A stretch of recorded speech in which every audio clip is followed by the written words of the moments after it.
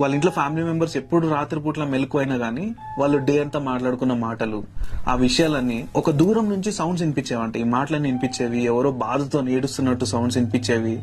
ఇవన్నీ కంటిన్యూస్ గా జరుగుతూ వచ్చింది. ఎగ్జాక్ట్లీ ఎవరైతే మెలకువై లేచినారో వాళ్ళ వాయిస్ వినిపించేది. ఇదంతా ఇట్లనే తట్టుకుంటూ వచ్చారు. ఇంట్లో ఫ్యామిలీ మెంబర్స్ కి చెప్తే పీడకలలు అని చెప్పి ఇగ్నోర్ చేయమని చెప్పారు. వీళ్ళు ఇట్లానే కంటిన్యూ అవుతూ వచ్చింది. వన్ ఫైన్ డే వర్షం పడుతుందంట, పవర్ కట్ అయిపోయింది. లావణ్య నిద్ర లేచింది వాష్రూమ్కి వెళ్ళాలని. వాళ్ళ చెల్లిని లేపిందంట. వాష్రూమ్ దాకా పోనీకే వాళ్ళకి ధైర్యం చాలలేదు అని చెప్పి అక్కను మమ్మీను లేపుదామని చెప్పి పిలుస్తున్నారంట. అక్క వలకలేదు, మమ్మీను వలకలేదు. సరే లైట్ అని అంటిద్దాం మ్యాచ్ బాక్స్ కోసం ఎదుగుతుంటే క్యాండిల్ గురించి ఒక టేబుల్ మీద ఒక ఛాయ షాడో ఏదో కనిపించింది. ఆ క్యాండిల్ అంటిస్తుందంట. అంటిస్తుంటే మమ్మీనేమో అనుకుని లావణ్య పరిగెత్తుకుంటూ పోయి చేయి పట్టుకోపోయిందంట. ఆ చేయి ఇట్లా పాస్ అయిపోయిందంట అమ్మాయికి. ఏదో వాటర్ లో ఇట్లా మనం ఇట్లా చేయి ఆపితే ఎట్లుంటది అట్లాంటి ఫీలింగ్ వచ్చింది.